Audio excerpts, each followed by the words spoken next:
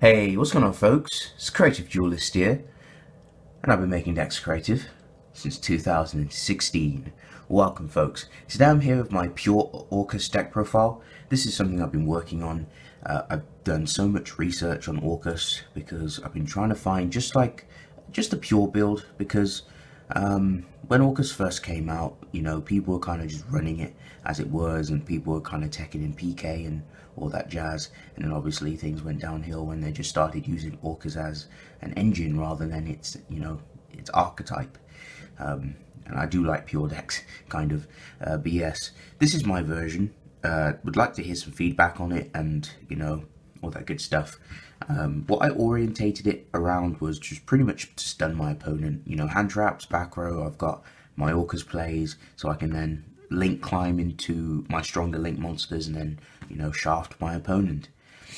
Because I saw some Orcust builds that were playing like odd engines, like the tricksters, the instant fusions. I'm just like, no, I don't want to play any of that garbage. I just want to play something that's fun, simple, and enjoyable.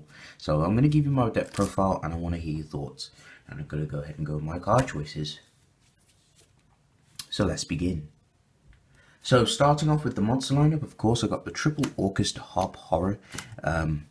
Basically what he does, you can banish him from your graveyard to special summon a Orcust monster from the deck. Once you use that effect, all of the Orcust monsters have this downside where you can only special summon dark monsters the turn you do that. So it's kind of bad in decks that have different attributes. But if you're just playing like a central dark deck, it's not a problem. So triple Harp Horror. Then we got double Orcust Symbol Skeleton. So you banish him from your graveyard to special summon an Orcust monster from your graveyard. So he's a Mizuki for the deck. So he's pretty good in that aspect. And I've got double Brass Bombard. He's pretty cool. You banish him, so you special summon a Orcust monster from your hand. Really good. Especially if you have Nightmare, so you can then link Nightmare off, do some plays, use a Nightmare to send a dark monster, and then you can just link climb. So it's really good in that aspect. That's the ratio I chose to play. I didn't choose to max these out, unfortunately, because Bombard sucks at 3 because it's bricky. Symbol Skeleton, you can play 3 of it, but 2 is just fine because it can brick if you've got nothing to summon. So 2 is just a nice number. And then of course got the double Orcust Nightmare. Again, you can do the combo with the Mermaid, which is pretty cool, and Nightmare is just really good combo extender. So I play 2 of that. Then of course that's going to wrap up the Orcusts. Got the one World Legacy World Wand. I like Wand because I like the fact that you can special summon, and I just like the fact that it just helps out the deck. I love Wand so much. Then we got double Silent Boots and double Ancient Cloak for our Phantomite engine, and that's going to round up the Phantomites. I'm going to go ahead and continue with the rest. I've got one Armageddon Knight and one Dark Grepher. Just to send our combos to the grave, and then that's going to round up those. And then I've got just 2 hand traps, got double Ash and double Veiler to round up the monster lineup, folks. Okay, going on to the spell lineup, I've got double World Legacy Succession, pretty standard to help bring out monsters to make more link plays. Double Lure of Darkness for draw power, double Call by the Grave, you can max this to 3. I chose to play 1 orchestrated Baybal. You could play 2, but I just prefer just to play the 1. I like being able to set it up, and it's really good, especially if you have Topologic Bomber, because then your opponent has no field because you control what goes on. 1 orchestrated Ensats. Pretty much it's like a Bujin Yamato.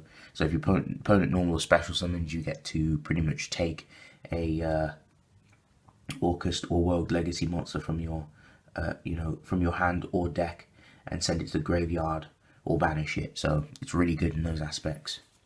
Then we've got the 1 Hornet Drones, the 1 Orchestrated Return, excuse me, 1 Foolish Burial, 1 for 1, 1 Reinforcement, 1 Monster Reborn, my spicy tech, 1 Mask Change, the second to bring up Darklaw, and 1 Raigeki to round up the spell lineup, folks.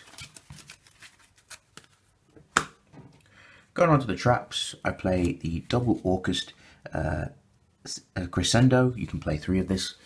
Crescendo is really good. I like it because it negates and banishes the threat, and you can also banish it and recur back a Dark Machine monster that is banished from banished or in your deck, which is cool. I like the utility with it. I just love Crescendo so much. Crescendo is just such a great counter trap in the deck. I'm playing 1 Orchestrated Core, then double Phantom Knight Fogblade. I might bump this to 3 because obviously we play targets, so you can happily max this to 3. I just play 2. And of course I play the Judgments, so double Judgment, double Strike, and 1 Warning. Because if we link climb and then make our link monsters and co-link them and have back row, it's very difficult for your opponent to deal with, especially with hand traps. So yes, folks, that's going to round up the whole main deck. Okay, going on to the extra deck, I play the triple Galatea. Galatea is really good. She helps to set up your Orcust spells and traps, so you got to play 3 of her. Double Longrisu. Longrisu is interesting.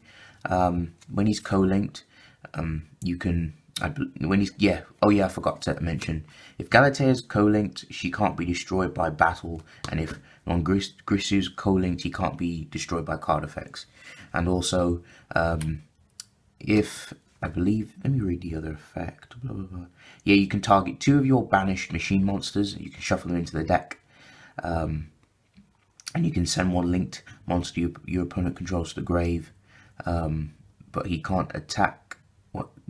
This card cannot attack the turn you activate this effect, which isn't a problem because you can just link it off. But yeah, so he's really good for removal. So he sends, which is pretty nice, so he doesn't pop anything. And of course, he recycles your banished machine monsters. And we've got 1 Orchestration. This card is really good. It's the boss monster. I just love this card so much. I used to play it at 2, but I cut it down to 1 for space. So yeah, really good. Then we got 1 Borolo Dragon, 1 Topologic, 1 Mechanite Crusadia Avramax, double Mermaid, 1 Wee Witch, 1 Link Karibo, Kagari, and 1 Mask Hero Darklaw. So yes, folks, that's going to wrap up the whole main deck, extra deck, and the whole profile. Before I end this video, the reason why I don't play any rank 3s for the Phantom Knights is because I prefer to link climb. I don't really want to play any XYZs. Plus, we lost the Phantom Knight link monster, so we can't set up our 2 negates. So that's why I prefer just to play a fat lineup of links. But yes, folks, that's going to wrap the whole main deck, extra deck, and the whole profile. So thank you all for watching. If you folks enjoyed this video, please remember to leave a like. Comment down below. Feedback is always nice to hear. Tell me your thoughts down in the comment section. But yes, folks, thank you, and I shall see you next time. Like, comment, and subscribe. Peace.